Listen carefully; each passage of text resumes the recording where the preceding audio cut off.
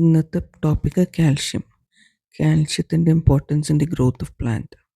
നമുക്ക് NPKയുടെ importance in growth of plant അറിയാം. നൈട്രജൻ ഗ്രീൻ ഗ്രോത്തിന്, ഫോസ്ഫറസ് റൂട്ട് ഗ്രോത്തിന്, potassium all growth of the പ്ലാന്റിനുമാണെന്നറിയാം. പക്ഷേ ഇതൊക്കെ നടക്കണമെന്നുണ്ടെങ്കിൽ കാൽഷ്യത്തിൻ്റെ ഇമ്പോർട്ടൻസ് എത്രയാണെന്ന് നമുക്കറിയില്ല. നമ്മൾ വിചാരിക്കുന്നത് എന്താ, മുട്ടത്തുണ്ട് അടിച്ച് ചേർത്ത് കഴിഞ്ഞാൽ ഇത് ഓക്കെ ആകും, കാൽഷ്യത്തിൻ്റെ ഇമ്പോർട്ടൻസ് നമ്മൾ ഫീഡ് ചെയ്ത് കഴിഞ്ഞു എന്നാണ്. പക്ഷെ അങ്ങനെയല്ല. കാൽഷ്യം സെൽ വോൾ ബിൽഡ് ചെയ്യാനും പ്ലാന്റ്സ് കാൽഷ്യത്തിന് ഡിപ്പെൻഡ് ചെയ്യുന്നത് for the growth of cell walls and repair and building of tissues ആണ്. ഇതൊന്നും നമ്മൾ മനസ്സിലാക്കേണ്ടത്. നമുക്ക് വെറുതെ പ്ലാന്റ്സ് ഗ്രോ ചെയ്താൽ പോരെന്നായിരിക്കും ഇപ്പോൾ വിചാരിക്കുന്നത്. പക്ഷെ അങ്ങനെയല്ല. നമ്മുടെ പ്ലാന്റ്സിൻ്റെ ഗ്രോത്തിന് എന്താ സംഭവിക്കുന്നതെന്ന് നമുക്ക് മനസ്സിലാക്കണമെങ്കിൽ ഇതൊക്കെ അറിഞ്ഞിരിക്കണം. ബാക്ക് ടു കാൽഷ്യം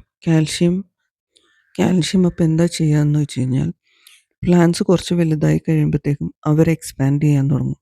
ഫ്രൂട്ട്സും ലീവ്സും എല്ലാം എക്സ്പാൻഡ് ചെയ്യാം. ഈ എക്സ്പാൻഷൻ അല്ലെങ്കിൽ അതിൻ്റെ ഷേപ്പ്, അതിൻ്റെ ഗ്രോത്ത്, ചില ചെടികളൊക്കെ നമ്മൾ ശ്രദ്ധിച്ചിട്ടുണ്ടാവും, അതിന് ഷേപ്പൊന്നും ഇല്ലാതെ വെറുതെ ഇങ്ങനെ ഒടിഞ്ഞോ അല്ലെങ്കിൽ ഒരു മാതിരിയൊക്കെ ആയിരിക്കും വളരുന്നത്. ഇങ്ങനെ ഷേപ്പില്ലാതെ വളരുന്നതും കാൽഷ്യത്തിൻ്റെ കുറവായിട്ടാണ് കാണപ്പെടുന്നത്. അതേപോലെ ഫ്രൂട്ട്സ് ഉണ്ടാകുമ്പോൾ ഫ്രൂട്ട്സിൻ്റെ ഔട്ടർ ലെയർ കട്ടി ഉണ്ടാകുന്നതും കാൽഷ്യത്തിൻ്റെ ഗുണമാണ്.